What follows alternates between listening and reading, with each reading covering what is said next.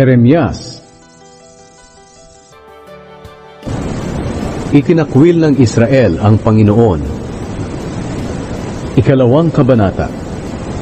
Sinabi sa akin ng Panginoon, puntahan mo ang mga taga-Jerusalem at sabihin mo ito sa kanila. Natatandaan ko ang katapatan at pagmamahal niyo sa akin noon, na katulad ng babaeng bagong kasal. Sinundan niyo ako kahit sa ilang na walang tumutubong mga tanim. Kayong mga Israelita ay ibinukod para sa akin. Para kayong pinakaunang bunga na ibinigay sa akin. Pinarusahan ko ang mga nanakit sa inyo at napahamak sila. Ako ang Panginoon, ang nagsasabi nito. Pakinggan niyo ang mensahe ng Panginoon, kayong mga mamamayan ng Israel na lahi ni Jacob. Ito ang sinabi niya, anong kasalanan ang nakita ng mga ninuno niyo sa akin at tinalikuran nila ako? Sumusunod sila sa walang kwentang mga Diyos-Diyosan, kaya sila rin ay naging walang kabuluhan. Hindi na nila ako hinanap, kahit na ako ang naglabas sa kanila sa Ehipto at nanguna sa kanila sa ilang na walang tanim. Ang lupang tuyo, may mga hukay, mapanganib, at walang tumitira o dumadaan. Mula rooy dinala ko sila sa magandang lupain para makinabang sa kasaganaan ng ani nito. Pero nang naroon na kayo, dinungisan nyo ang lupain ko at ginawa itong kasuklam-suklam. Kahit ang mga pari ay hindi ako hinanap. Ang mga nagtuturo ng kautusan ay hindi ako kilala. Ang mga pinuno ay naghimagsik laban sa akin. At ang mga propeta ay nagpahayag sa pangalan ni Baal at sumunod sa walang kwentang mga Diyos-Diyosan. Kaya susumbatan ko silang muli, pati ang magiging angkan ninyo. Ako ang Panginoon ang nagsasabi nito. Tumawid kayo sa kanluran, sa mga isla ng Kitim, at magsugo kayo ng magmamasid ng mabuti sa silangan, sa lupain ng Kedar, at tingnan kung may nangyaring tulad nito. May bansa bang nagpalit ng kanilang Diyos kahit na hindi ito mga tunay na Diyos? Pero ako, ang dakilang Diyos, ay ipinagpalit ng aking mga mamamayan sa mga Diyos na walang kabuluhan. Nangilabot ang buong kalangitan sa ginawa nila, at nayanig ito sa laki ng pagkagulat. Ako ang Panginoon, ang nagsasabi nito. Gumawa ang mga mamamayan ko ng dalawang kasalanan.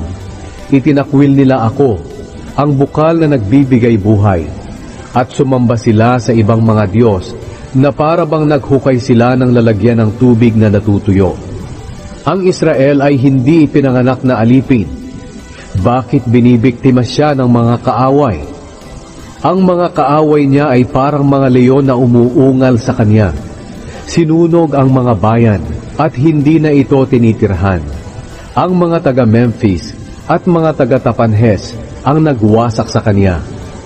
Kayong mga Israelita na rin ang nagdala ng kapahamakang ito sa sarili ninyo, sapagkat itinakwil nyo ako, ang Panginoon na inyong Diyos.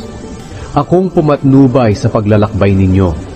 Ngayon, ano ang napala ninyo sa inyong paglapit sa Ehipto at Assyria? Bakit kayo pumupunta sa ilog ng Nilo at ilog ng Euphrates? Parurusahan ko kayo dahil sa kasamaan at pagtakwil nyo sa akin.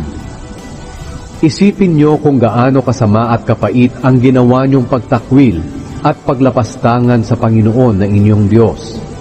Ako ang Panginoong Diyos, ang nagsasabi nito. Noong inalipin kayo, para kayong bakang nakapamatok o mga bilanggong nakakadena. Pero nang mapalaya ko na kayo, ayaw naman ninyong maglingkod sa akin. Sa halip sumamba kayo sa mga Diyos-Diyosan sa bawat matataas na burol at sa ilalim ng bawat malalagong punong kahoy. Katulad kayo ng babaeng bayaran, para kayong isang pinakamabuting klase ng ubas na aking itinanim. Pero bakit lumabas kayong bulok at walang kabuluhang ubas? Maligo man kayo at magsabon ng magsabon, makikita ko pa rin ang dumi ng mga kasalanan ninyo.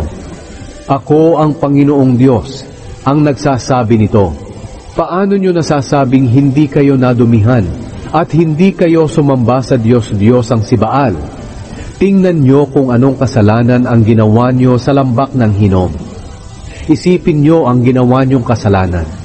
Para kayong babaeng kamelyo na hindi mapalagay dahil naghahanap ng lalaki. Para rin kayong babaeng asnong gubat na masidhi ang pagnanasa na magpakasta. Sa tindi ng kanyang pagnanasa ay walang makakapigil sa kanya. Ang lalaking asno ay hindi na mahihirapang maghanap sa kanya. Madali siyang hanapin sa panahon ng pagpapakasta niya. Mga taga-Israel, napudpud na ang mga sandalyas nyo at natuyo na mga lalamunan nyo sa pagsunod sa ibang mga Diyos.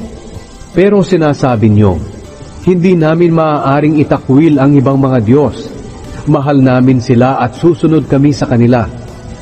Tulad ng isang magnanakaw na napapahiya kapag nahuli. Mapapahiya rin kayong mga taga-Israel. Talagang mapapahiya kayo, pati ang mga hari, pinuno, pari at mga propeta ninyo. Sinasabi ninyo na ang kahoy ang inyong ama at ang bato naman ang inyong ina. Itinakwil nyo ako. Pero kapag naghihirap kayo, humihingi kayo ng tulong sa akin. Bakit? Nasaan na ang mga Diyos na ginawa ninyo para sa inyong sarili? Tawagin ninyo sila kung kaya nila kayong iligtas sa paghihirap ninyo. Sapagkat napakarami ninyong Diyos, kasindami ng mga bayan sa Huda. Bakit kayo nagrereklamo sa akin? Hindi ba't kayo ang naghimagsik sa akin? Pinarusahan ko ang mga anak nyo, pero hindi sila nagbago. Ayaw nilang magpaturo. Kayo na rin ang pumatay sa mga propeta nyo, gaya ng pagpatay ng mabangis at gutom na leon sa kanyang biktima. Kayong mga mamamayan sa henerasyong ito, pakinggan ninyo ang sinasabi ko. Ako ba'y parang isang ilang para sa inyo na mga taga-Israel? O kaya'y parang isang lugar na napakadilim? Bakit ninyo sinasabi na bahala na kami sa gusto naming gawin? Ayaw na naming lumapit sa Diyos. Makakalimutan ba ng isang dalaga ang kanyang mga alahas o ang damit niyang pangkasal? Pero kayong mga hinirang ko, matagal na ninyo akong kinalimutan. Magaling kayong humabol sa minamahal ninyo na mga Diyos-Diyosan. Kahit ang mga babaeng bayaran ay matututo pa sa inyo. Ang mga damit ninyo'y may mga bahid ng dugo ng mga taong walang kasalanan at mga dukha. Pinatay nyo sila, kahit na hindi nyo sila nahuling pumasok sa mga bahay nyo para magnakaw. Pero kahit ginawa nyo ito, sinabi nyo pa rin, wala akong kasalanan, hindi galit sa akin ang Panginoon. Pero talagang parurusahan ko kayo, dahil sinabi ninyong wala kayong kasalanan. Pangkaraniwan lang sa inyo ang magpapalit-palit ng mga kakamping bansa.